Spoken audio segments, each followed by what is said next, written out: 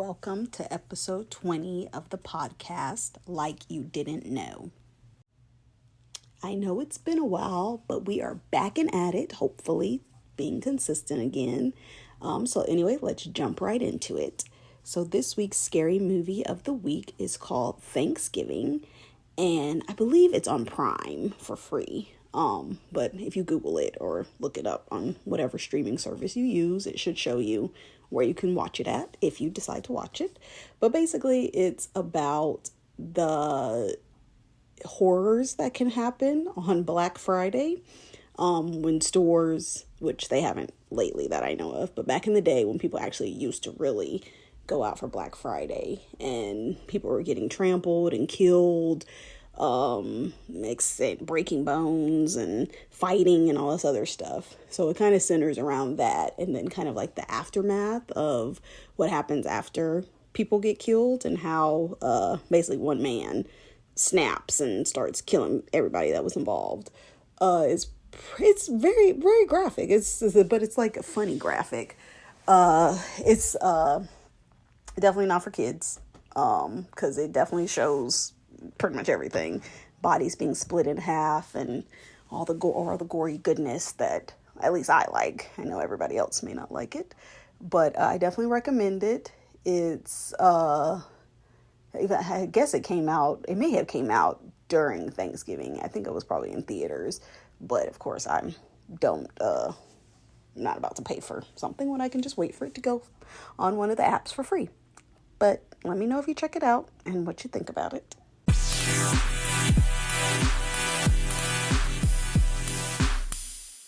So for this week, in honor of jumping back into things, I wanted to kind of switch it up and kind of do ridiculous laws instead of ridiculous lawsuits. So one ridiculous law that I found was out of Alabama, which is not surprising because it's Alabama. I feel like they have their own odds and ends and weird things that happen there, just like in Florida. But apparently one of the laws that they have is that it is illegal to drive blindfolded. I didn't research when this law was made, so it could have been way back when cars first came around or whatever, or whenever Alabama became a state and then cars and all that other stuff. But it's definitely interesting that they would feel like they need to make that a law. Although, if you are in Tennessee or probably really anywhere, it seems like nobody can drive at all these days. And especially with all the people that just go get their license, don't ever go through the permit process or anything, take that little test, and then all of a sudden they have a license and are able to drive a 20, 30-ton vehicle. It's not surprising that someone... Well, it is surprising that someone would try to drive blindfolded, but it's not surprising that people would feel like they need to make a law about it, because sometimes I feel like some people are they're driving blind anyway. It's like they see nothing. They don't see the road in front of them. They don't see any cars around them. They're just there. And then you just have to make concessions for them and hope that you don't hit them. And they hope that if they hit you, that they have insurance. But if you ever go to Alabama, just make sure that you don't have a blindfold on.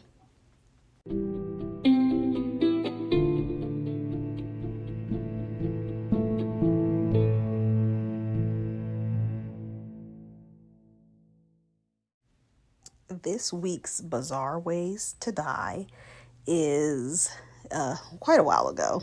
It happened in 1884. But this man named Alan Pinkerton, who apparently was the founder of the famous Pinkerton Detective Agency in Chicago, which I've never heard of it, but I'm also not from Chicago. Apparently he slipped on the pavement and severely bit down on his tongue. So I'm guessing, being that it was 1884, he ended up getting gangrene in his tongue, which eventually led to his death. Nowadays, this may not really be a life or death sentence unless probably you get medical attention. But imagine how hard you have to fall. First of all, why is your tongue out? Like, if you're falling, your first reaction would be to yell, one would think, not to stick your tongue out. But maybe that was his reaction to shock and surprise. But I mean, I don't know what kind of shoes they wore back then. But there have been times where I've almost slipped, like on little cobblestones and different stuff. If you have shoes like that have those little soft surfaces on the bottom, I can definitely see that being a hazard, slipping and falling. But as many times as I've slipped or almost slipped, for one, I've never hit the ground because I refuse. I'm not doing that. And then I think even if I did, I would probably more than likely break a wrist or something, not bite my tongue off. But I mean, needless to say, I don't know how old he was, but I'm sure he was probably laughed at by his surviving friends and family.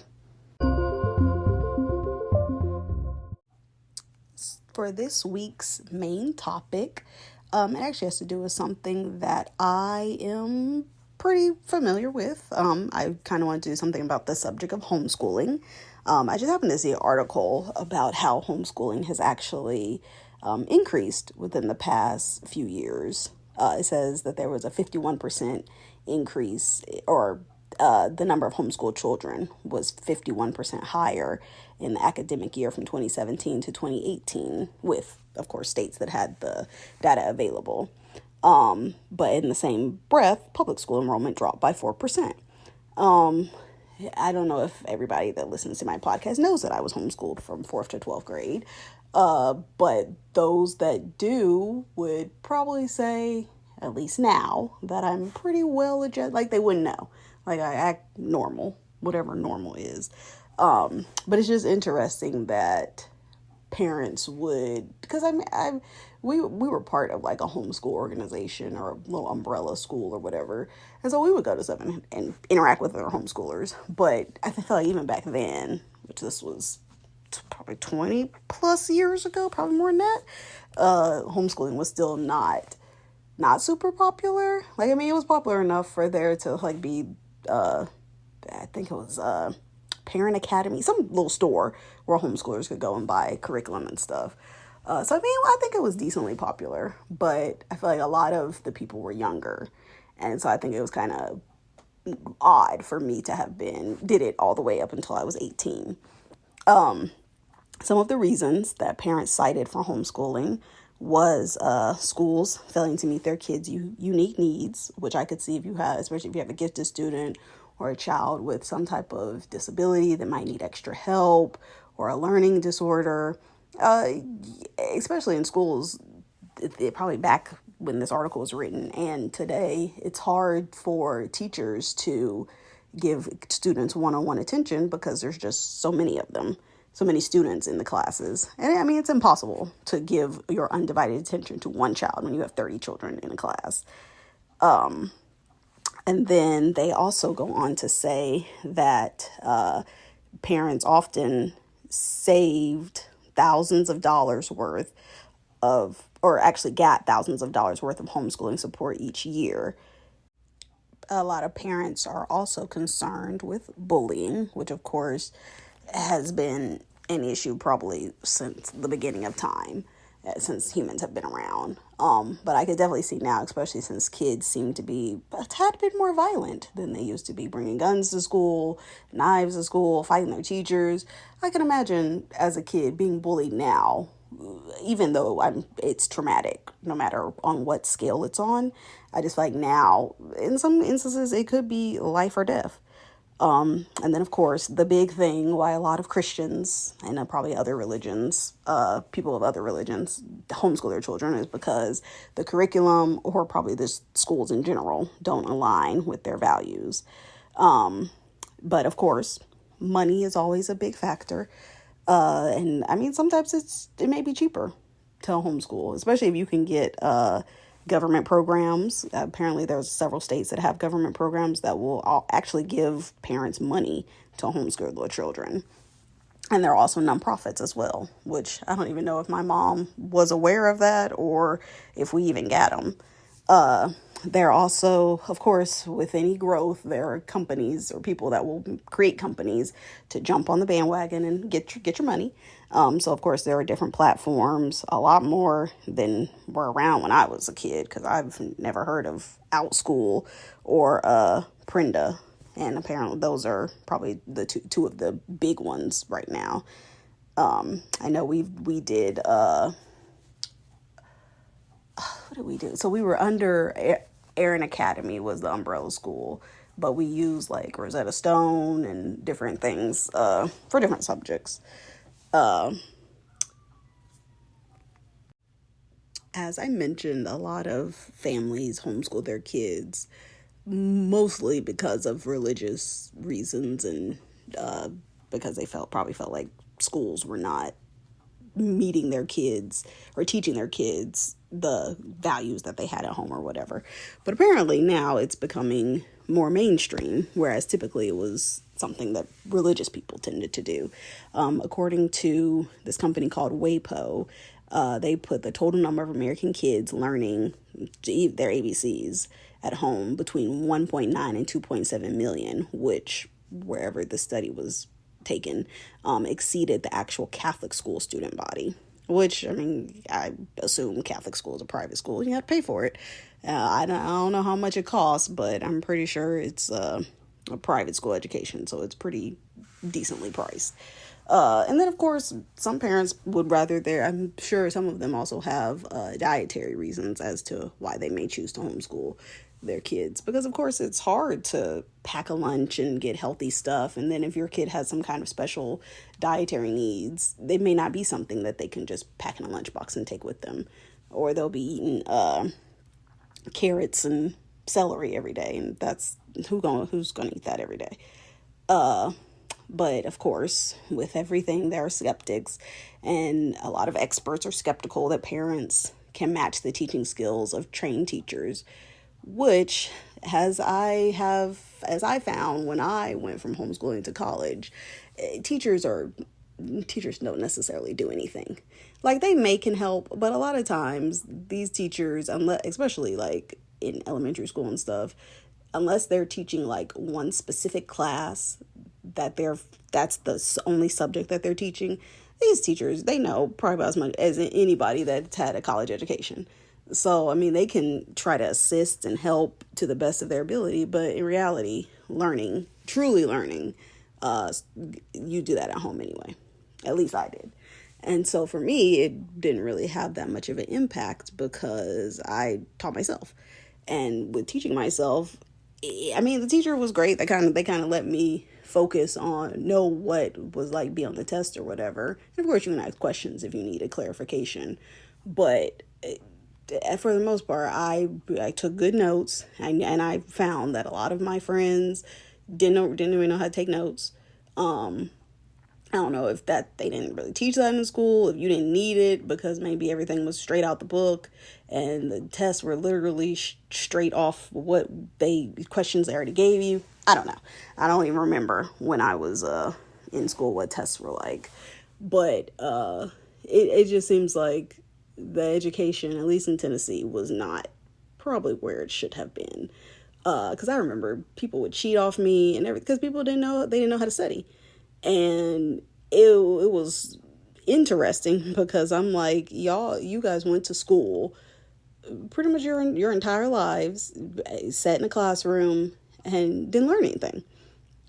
But I could see that the benefits of both, because of course you get the social interaction on the flip side, and which could help prepare you for interacting with other people. But I feel like homeschoolers, they are more creative when it comes to getting you out and doing stuff. I did more, probably a lot. I know some of my friends and people I've known, they've done they've been on sports and they've traveled and different stuff with their schools. That's great. But I feel like I was in Girl Scouts. I flew a plane. I went scuba diving. I did a whole lot of stuff just from being homeschooled that if I had been in like a public school or private school, we probably never would have heard about. Because, I mean, it's hard to, especially even if you have one, but imagine having more than one kid and getting up and having to get them up in the morning and then get them ready for school, you getting ready for work, you dropping them off at school, you going to work, you coming home, or picking them up, or if they ride the bus, then meeting you at home. And then by the time they get home, it's time to and that's if they don't have sports or something, activity after school. So if they don't, then they can come home and probably eat dinner and then go get ready for bed. Probably do some homework and then get ready for bed. But imagine if they have a sports team that lasts till 5, 6, 7 o'clock. So then you're having to come home, get them ready for bed. They shower, eat real quick, whatever. And then hopefully have the time to do some homework. Then they got to get in the bed because they got to get up super early in the morning because for some ungodly reason, a lot of schools want to have kids there at or before 7 a.m., which is ridiculous to me. But I could see that it could be stressful for a parent. And of course, yeah, a lot of people could not afford to homeschool their kids and probably maybe still can't. But if there are government programs and different nonprofits, I would say if I had kids, I probably would definitely, especially if I had a husband and another source of income. Now with me having to work every day, that probably wouldn't work out well. But I liked homeschooling and I think it could definitely be beneficial. I think a lot of people are scared or nervous to do it before I say that, I'll say this. It doesn't work for everybody. Every kid is not like me and going to be able to teach themselves. Some kids need to be in a classroom. They need to have that stimulus around them, and that's how they function. But to me, that comes with knowing your kid. So if you know your kid is like not even a loner, but a self-starter, can kind of do things themselves and kind of not make their own way, but can teach themselves, get the necessary, don't mind asking for help if they need it, but they can pretty much do it themselves. Homeschooling may potentially be a good thing for them, especially if they're like this with the stuff that's going on these days in schools and stuff. I would be hard pressed to put my kid in school anyway, because at these days sometimes it's life or death. But of course, if you have a kid that is not going to do all that and is has attention issues and can't figure something out, they just don't do it, or kids that need a little bit more direction, homeschooling may not necessarily be for them. But on the flip side, you will have a lot more flexibility. You could take them to like the Adventure Science Center in different places, or where it's more hands-on learning. So I mean, I think there's if that's something that you truly want to do, and especially if the government is going to pay you for it, there are definitely ways for you to do it. But that's just my 50 cents, 10 cents, 15 cents on homeschooling and some of the benefits, and hopefully that gives y'all a little bit of information and insight into my life, sort of. I'm going to try to be more consistent. I kind of slacked off because I just got lazy and didn't feel like doing it. So I'm going to try to have more guests on and try to post at least every week. Maybe it probably won't be a certain day, but just whenever I have time to record or feel like recording. But hope you guys enjoy, and if you know me, hit me up.